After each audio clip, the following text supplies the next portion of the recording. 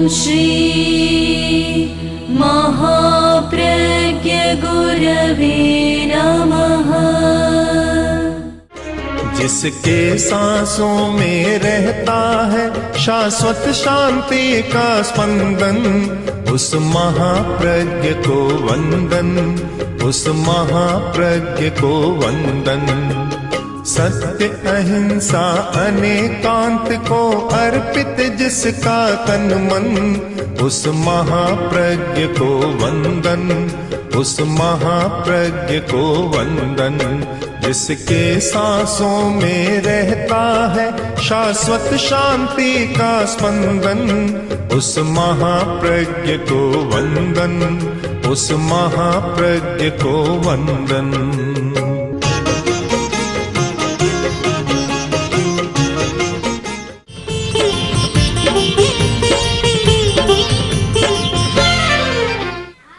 और इस दुनिया में कोई नई बात होती नहीं, सब पुराना है।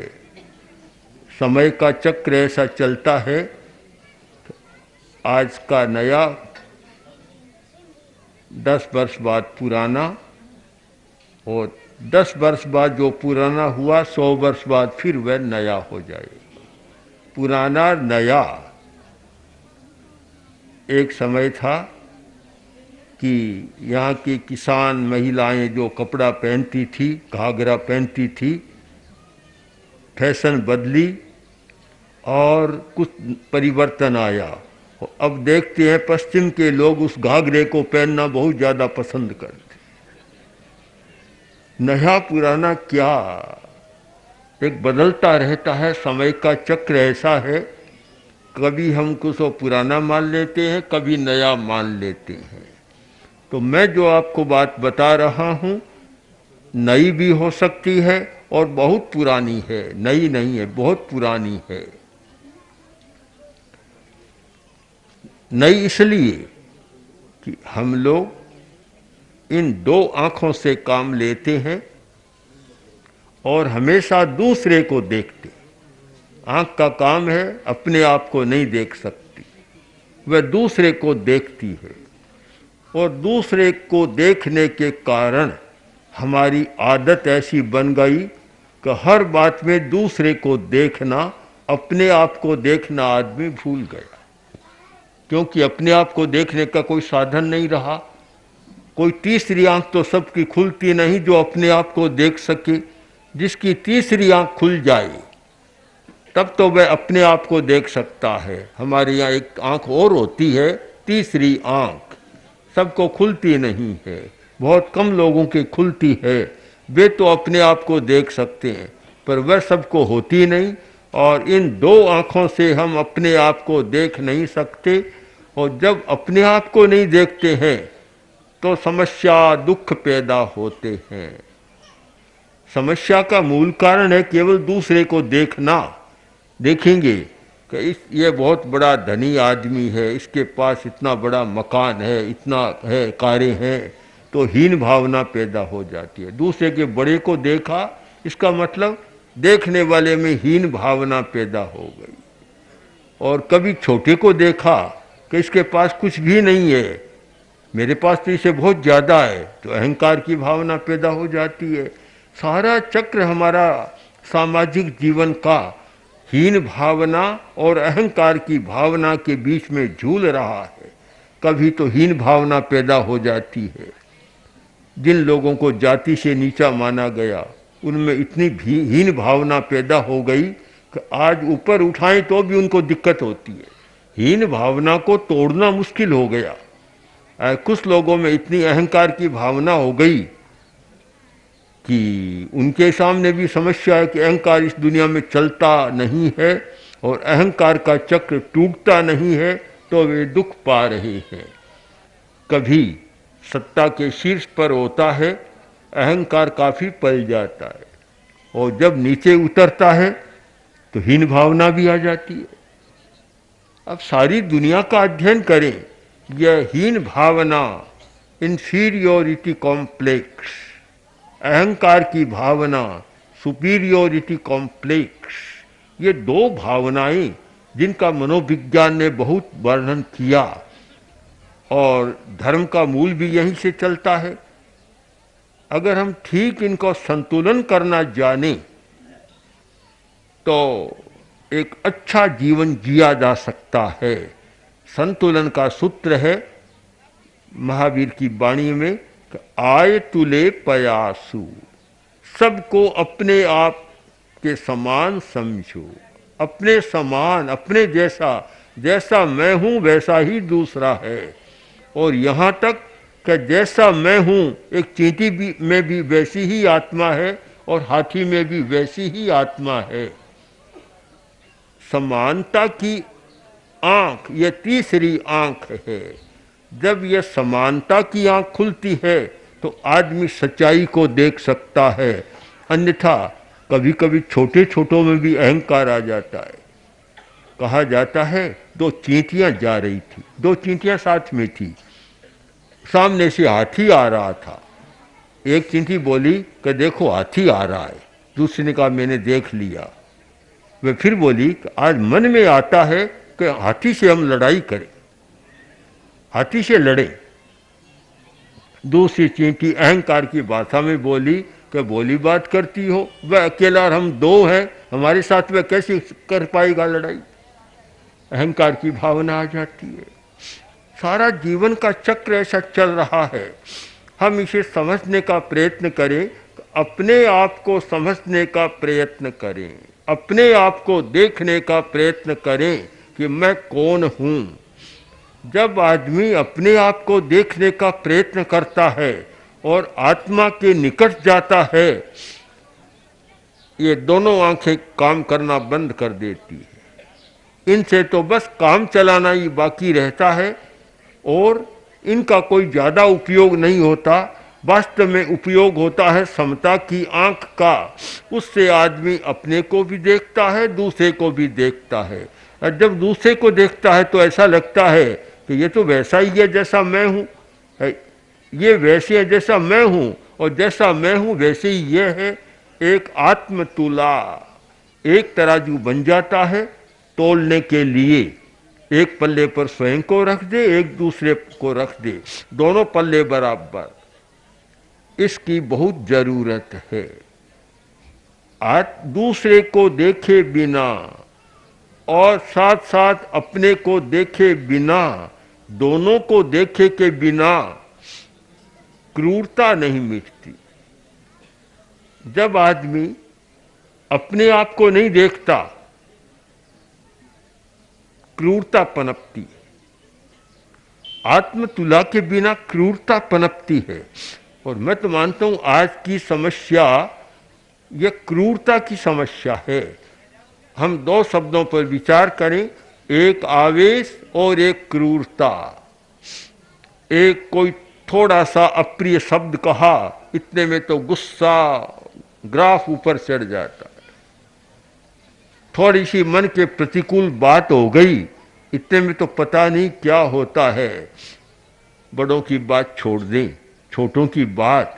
मैंने देखा एक छोटा बच्चा, माँ से कुछ उसने मांगा होगा, माँ ने दिया नहीं, माँ को भी पीटने लग गया। मैंने कहा इतना गुस्सा? माँ बोली कि अब तो ये थोड़ा बड़ा हो गया तो जन्मता ही गुस्सा लेकर ही जन्मा है। आवेश बहुत प्रबल होता है आदमी में। और जहाँ मैं सोचूं, मैं चाहूं वह काम न हो, वहाँ तो आवेश फिर बहुत प्रबल हो जाता है। हर आदमी सोचता है कि मैं चाहूं वैसे हो, मैं चलूं वैसे चले, मैं बोलूं वैसे बोले, मैं चाहूं वैसे करें। यह झगड़ा परिवारों में यही तो होता है कि बड़े होते हैं, सास ससुर आदि आदि, और एक छोटी पीढ़ी होती है। झगड़ा ज़्यादा किस बात का होता है? हिंसा किस बात को लेकर होती है कि मैं चाहूं वैसा नहीं हो रहा है। बस ऐसा क्यों सोचो कि तुम चाहो वैसा ही हो? तुम ये सोचो कि उचित है या नहीं है। तुम चाहो वैसा ही हो, ये कोई जरूरी नहीं है, पर एक ऐसी धारणा बन जाती है। कारण कि तीसरी आंख खुली नहीं है, समता की आंख खुली नहीं है। अहिंसा का अर्थ है समता की आंख का उद्घाटन, जिसे आज पश्चिमी जगत में बहुत चर्चा कर रहे हैं। थर्ड आई, तीसरा नेत्र, तृतीय नेत्र की चर्चा। ये तृतीय नेत्र और है क्या? समता की आंख तीसरा नेत्र है, अहिंसा की आंख हमारा तीसरा नेत्र है। फिर हम सबको समान देखने लग जाते हैं। इन आँखों से समानता की अनुभूति नहीं होती। इन आँखों से तो किसी को तो प्रियता की दृष्टि से देखते हैं और किसी को द्वेष की दृष्टि से देखते हैं। दोनों बराबर चल रहे हैं। प्रियता राग, अप्रियता द्वेष।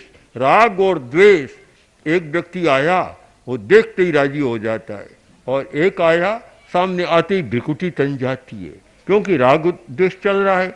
और यही कारण बनता है यह सांप्रदायिक द्वेष, पारिवारिक द्वेष, जातीय द्वेष, यही कारण बनता है कि हमारी तीसरी आंख खुली नहीं है।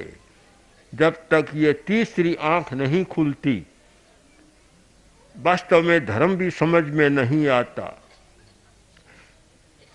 बहुत लोग जप करते हैं, माला जपते हैं और भी करते हैं, पर तीसरी आंख खुले बिना धर्म का अर्थ समझ में नहीं आता। कोई वेदांत का सन्यासी आया हुआ था, उसने प्रवचन किया। प्रवचन में एक दुकानदार भी था। प्रवचन था कि आत्मा एक है, ब्रह्म एक है। काफी अच्छा विस्तार से वर्णन किया। प्रवचन संपन्न हो गया। दुकानदार अपने घर भोजन करने गया और बेटे से कह दिया कि तुम दुकान पर बैठो, मैं भोजन करके आ रहा हूं। बेटा बैठ गया। अनाज का धंधा था, अनाज के ढेर लगे हुए थे। आधा घंटा पौन घंटा बाद वह दुकानदार भोजन करके आया और देखा कि गाय खा रही है, अनाज को खा रही है। आते ही बोला कि बेवकूफ कहीं का, अंधा है, देख नहीं रहा तो क्या हो रहा है आंखों के सामने?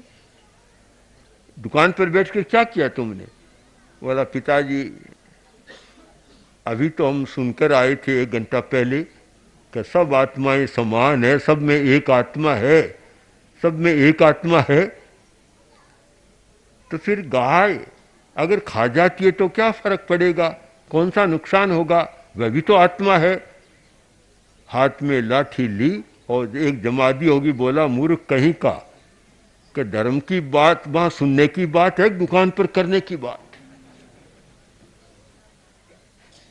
आज ये सारा एक द्वंद्व है, पूरे धार्मिक जगत का द्वंद्व है कि धर्मस्थान में सुनने की बात एक होती है और व्यवहार में करने की बात दूसरी होती है।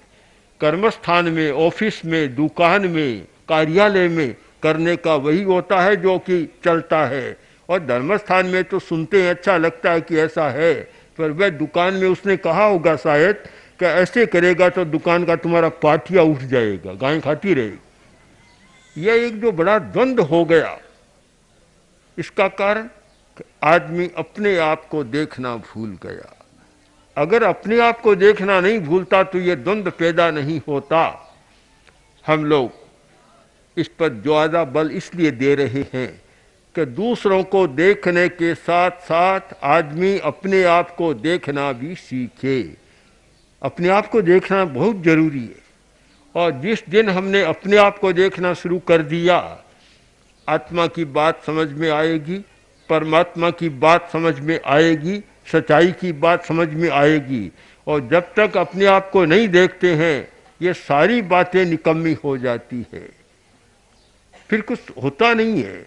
बहुत बड़ा अंतर आता है, आदमी में मति भ्रम पैदा हो जाता है।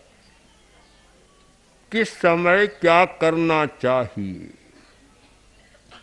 कौन सा काम कहाँ करना चाहिए, कहाँ बोलना चाहिए, कहाँ मौन रहना चाहिए, ये सारी बातें विस्मृति में चली जाती है। लड़के ने कहा पिताजी हम आज जहाँ आए हैं वहाँ सूर्यास्त का दृश्य बहुत बढ़िया होता है, आप चले और सूर्यास्त के दृश्य को देखें, जो निश्चित एक व्यू पॉइंट बना हुआ है, और वहाँ जाकर हम देखें। पिता बोला बेटा अभी तो मैं बहुत ज़्यादा व्यस्त हूँ, अभी तो मैं बहुत व्यस्त हूँ, तुम्हारी इतनी इच्छा है तो कल सुबह हम सूर्यास्त को देखने के लिए चले। अब सूर्यास्त को देखने तो शाम को जाना है, चलेंगे सुबह, क्यों अभी व्यस्त ज़्यादा हूँ। यह एक मति भ्रम, बुद्धि का विपर्यय पैदा होता है। और मुझे लगता है कि आज यह बुद्धि का विभ्रम बहुत ज़्यादा पैदा हो रहा है। मति भ्रम, आदमी का चिंतन सही नहीं है। आज हिंदुस्तान को बहुत ज़रूरत है सही चिंतन की, सम्यक दर्शन की। सम्यक दर्शन, हमारा दृष्टिकोण सही और चिंतन सही हो। चिंतन की अपरिपक्वता के कारण गुजरात की घटना घटी। मैं तो मानता हूँ अगर हमारे लोकतंत्र के प्रहरी जो लोग हुए हैं ये प्रारंभ से ही ध्यान देते और 50 वर्ष तक ये क्रम चलता कि जनता को प्रशिक्षित करना है, उनको चिंतन सिखाना है, चिंतन को परिपक्व करना है, देखने की शक्ति को विकसित करना है, तो ऐसी घटना नहीं होती। ये अपरिपक्व चिंतन का कारण है कि चिंतन हमारा परिपक्व नहीं है। सब अपने अपना स्वार्थ तो साध रहे हैं, स्वार्थ कि कैसे मैं आगे आ सकता हूँ, कैसे काम कर सकता हूँ या कैसे सेवा कर सकता हूँ, आदि आदि अपना अपना तो कर रहे हैं। पर जनता का जो चिंतन का स्तर होना चाहिए, जो बात 50 वर्ष में समझाई जानी चाहिए, जो उनके हिताहित की बात ध्यान में आनी चाहिए, वह बात नहीं हो रही है। विवेक वह होता है कि हिताहितक ज्ञान हो जाए, हित का ज्ञान, अहित का ज्ञान। एक कवि हुए हैं संस्कृत के बड़े अच्छे कवि जैन आचार्य, उन्होंने काव्य लिखा पद्मानंद महाकाव्य। पद्मानंद महाकाव्य ऋषभ का जीवन चरित्र, उसमें उन्होंने एक बात लिखी कि जिसमें हित और अहित का ज्ञान नहीं होता वह बहिर्मुख होता है, या जो बहिर्मुख होता है उसमें हित अहित का ज्ञान नहीं होता। उदाहरण भी आपका राजस्थान का ढूंढा है उन्होंने, राजस्थान का कहूँ या रेगिस्तान का उदाहरण, ऊँट का उदाहरण ढूंढा। यहाँ ऊँट बहुत देखे हमने, ऊँट तो बड़े काम आ रहे हैं। ऊँट का उदाहरण इसलिए ढूंढा कि ऊँट में विवेक नहीं होता। विवेक उन्होंने सुंदर वर्णन किया, यथा भरे रोहति भूरिरावा निरस्यमाने रवणास्तथैव हिताहित ज्ञान परांग मुखत्वम सदैव सर्वांग बहिर्मुखाना। कि जिसका मुंह अलग होता है, बहिर्मुख होता है, बाहर होता है शरीर से, उनकी यह हालत होती है, विवेक नहीं होता। उदाहरण, ऊंट पर भार ला दो तो भी अरडाएगा, चिल्लाएगा। ठीक बात है, भार लादा जा रहा है, ये तो ठीक है, पर भार उतारेंगे तो भी चिल्लाएगा।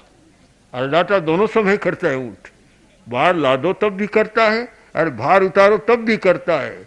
अरे भैया, भार लादे तब तुम चिल्लाओ, अरडाटा करो तब तो समझ में आने वाली बात है। जब तुम्हारा भार उतारा जा रहा है तब तुम क्यों चिल्लाते हो? कवि कहता है सर्वांग बहिर्मुखानाम, जो अंतर्मुख नहीं होता, बहिर्मुख होता है, जिसका मुंह पूरे शरीर से बाहर लटकता है, उसमें इतना विवेक नहीं होता कि मेरा हित हो रहा है कि अहित हो रहा है। आज यही लग रहा है। सबसे बड़ी बात है शासन का काम, धर्म का काम, कि जनता में विवेक की चेतना को जगा दे। और हम ज्यादा कर नहीं सकते, कोई किसी का कुछ कर नहीं सकता, न कोई किसी को धन दे सकता, न कोई किसी की समस्या को पूरा सुलझा सकता। व्यक्ति स्वयं समस्या अपनी सुलझा सकता है, उसमें हित और अहित का विवेक जागृत कर दे। आचार्य हेमचंद्र ने भगवान ऋषभ के चरित्र में लिखा है, बहुत मर्म की बात, मुझे बहुत अच्छी बात लगी, कि ऋषभ ने अयोध्या को स्वर्ग बना दिया। अयोध्या उनकी जन्मभूमि थी, राम की जन्मभूमि, भगवान ऋषभ की भी जन्मभूमि, एक पवित्र भूमि अयोध्या रही है। अयोध्या को स्वर्ग बना दिया। कारण हिताहितक विवेक ज्ञेयकृतई, लोगों को, जनता को हित अहित का विवेक इतना दे दिया कि अयोध्या स्वर्ग बन गई। जब विवेक दे दिया कोई सड़क को गंदा नहीं करेगा, कोई पीक नहीं थूकेगा। हम तो देखते हैं बड़े बड़े भवन और सीढ़ियों पर चढ़ो तो सीढ़ियों में पहला पाठ क्या मिलता है? चाहे धर्मशाला को देखा, गेस्ट हाउस को देखा, कारण का हिताहित का विवेक जागृत नहीं है।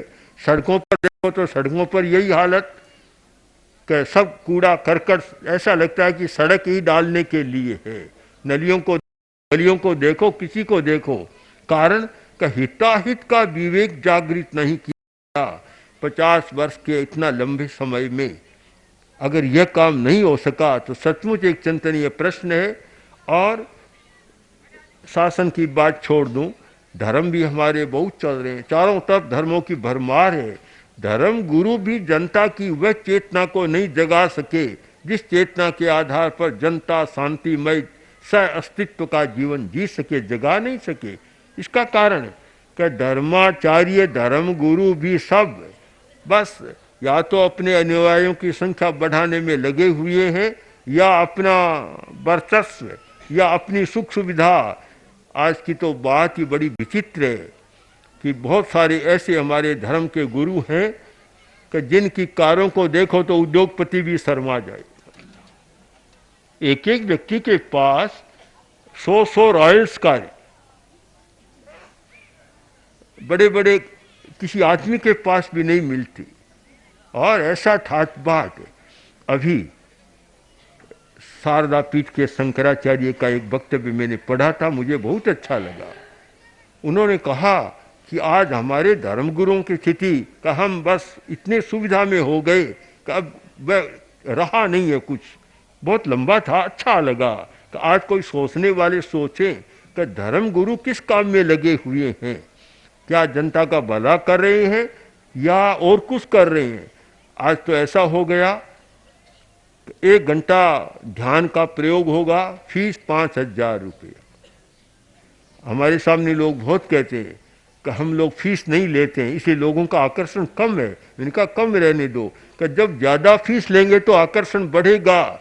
जब 1 घंटा का 5,000 रुपया फीस, तो बड़े बड़े लोगों का तांता लग जाएगा। उन्होंने कहा बड़ों को रहने दो, हमें छोटों के बीच में ही ठीक है। जहाँ पैसा भी धर्म के मुख्य बन गया, धर्म की पहचान भी पैसा बन गया और इस आधार पर हो गया, सारी समस्या उलझ गई। वास्तव में आनंद क्या है, सुख क्या है, कभी हम समझ नहीं सकते भीतर में गए बिना। इसलिए हम जो बात कर रहे हैं वह एक धर्म की उल्टी बात कह रहे हैं, कोई नई बात भी कह रहे हैं कि आप अगर वास्तव में धर्म को समझना चाहें, धर्म से कुछ पाना चाहें, तो एक बार आपको सारा दृष्टिकोण बदलना होगा और भीतर में जाने की साधना करनी होगी। और मैं मानता हूँ जो व्यक्ति 1 घंटा के लिए भी भीतर में जाने की बात कर लेता है, वह अलग दुनिया का अनुभव करता है। और आप अहिंसा की बात, समता की बात, तीसरी आंख की बात, भीतर जाने की बात प्रयोग करें, खास तो प्रयोग कराएंगे। प्रयोग करना है कि भीतर में कैसे जाया जा सकता है, तो मैं मानता हूँ एक दिन भी आपके लिए बहुत मूल्यवान हो सकता है। ओम श्री महाप्रज्ञ गुरवे नमः। ओम श्री महाप्रज्ञ गुरवे नमः। ओम श्री महाप्रज्ञ गुरवे नमः। ओम श्री महाप्रज्ञ गुरवे